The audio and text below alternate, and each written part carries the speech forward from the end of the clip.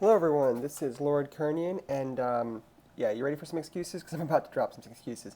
So I was going through the rest of the battle reports, like game 4 and 5, both of which my team were on table 1, which was pretty awesome for bragging rights. But I realized I just didn't have enough photos. Day 2 was really hectic. It was a little stressful. We were doing really well, and the difference of a team tournament and an individual tournament, it's really easy to like lose focus on things like taking pictures because you're a bit more focused, I think, on a team event than you are an individual. At least I was, because there's not just me relying on results. There's also 3 other people. So I didn't do a great job with taking pictures.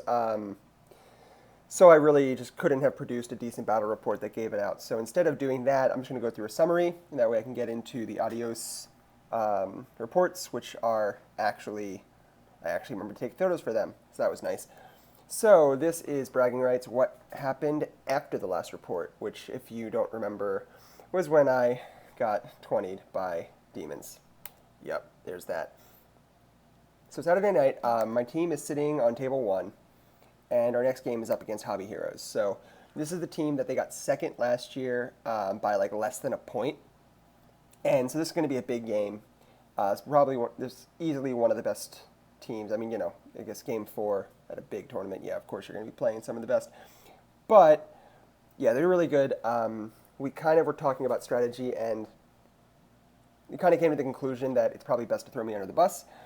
So we're going to be basically doing that. I think we threw me first, and I was just told to just get as many points as I could. Just hold points, sit back, conserve. So there's that. But then what else we did is we played a Beast of Nurgle off. I'm not sure if anyone's ever done this. Basically what you do, each person, you like throw in like $5 or something, and you get a Beast of Nurgle. And you do bracket style, bracket elimination, where you roll off against one other person until one of your Beast of Nurgle dies, and the winner wins and advances to the next round. And when it was all said and done, I won the Beast of Nurgle Championship, which I thought was really funny. I actually made a dice cup since then to commemorate the Beast of Nurgle Championship. I made it I got like leather and a cup. I looked up how to make a dice cup. Stained some leather, did some leather working. It's like actually pretty funny. It has the bragging rights symbol, Beast of Nurgle Champion. I just had to do that for hilarity for Adios 8th. So I thought that was kind of funny. I guess I can't blame dice the rest of the tournament. So we go into the next day, and this is the list that I got drawn up against. Yeah, so as I said, they threw me across first, and they threw back Dwarves and Empire. And we kind of figured they would do that, so it got us a good matchup. I think our Lizardmen player was up against Dwarves. Something like that. Regardless, I got Empire with Cannon, Stank, and Light Coven, which is obviously a terrible, terrible matchup.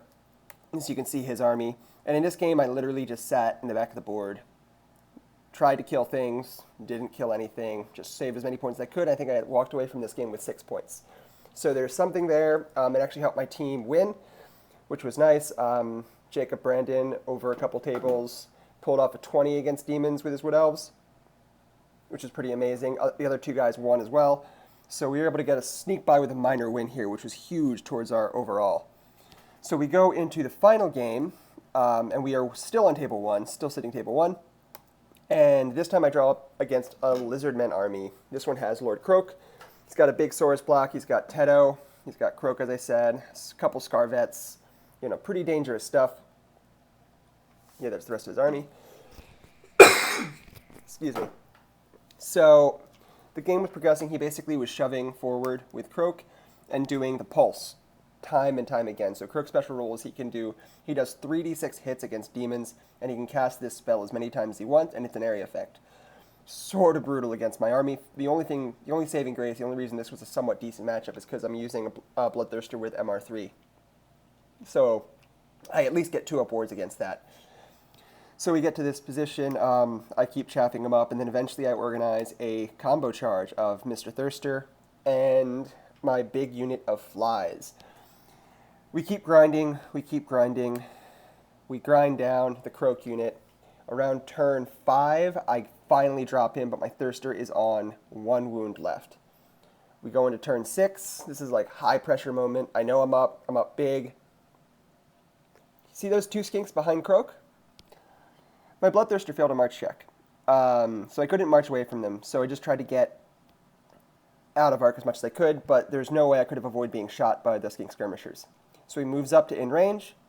He shoots at me with his javelins. He rolls a 6 to wound. Shit. Jacob Brandon is standing there right next to me. His game had already ended. He gives me this look of like, oh my god. So I throw the dice armor save. Throw it. Nailed it. Hit a 5. Made the armor save. Jacob then goes and runs laps around the table. It was a really high pressure moment. Ridiculous luck. I had 2 chances at a 5, to be fair. I should get it half the time. It was just nice to make it on the first roll. So because I made that armor save, that was the end of the game. I won 17-3, which I was pretty happy with against Croak. That's a really hard matchup for demons. Like I said, the only thing that saved me was the fact that my Thirster had MR3 to combine to a 2-up ward. Without that, I would have been in deep shit. And if I had rolled a 4 for Winds of Magic in one of the turns, it would have been a really dangerous turn against Croak the following turn when he just pulsed 3 times. I was usually stopping 1 or 2 of them, but he was always getting through at least 1. So it was a really brutal game. I was happy to walk away with 17 there. And as a result of that 17, my team won best overall. Yeah, that's a great picture. My team won best overall. We actually beat Hobby Heroes, which is the team that got second last year by less than a point. This year we beat them again by less than a point. So in total, they have lost 2 consecutive bragging rights by less than a full point total over the 2 years, which is rotten luck for them, but obviously great luck for us. We were happy to pull that off, happy to bring the championship home to the Mid-Atlantic. Fun tournament. I mean, if any of you have a chance to go to bragging rights, I cannot not recommend it enough. It was absolutely a blast. A team event is a great way to play Warhammer. It's completely different than what you're used to. So hopefully whatever we end up playing, whether it be Kings of War or Ninth Age or whatever it may be, there'll be team events in the future that everyone can go to, because I cannot recommend it enough. It was an absolute blast.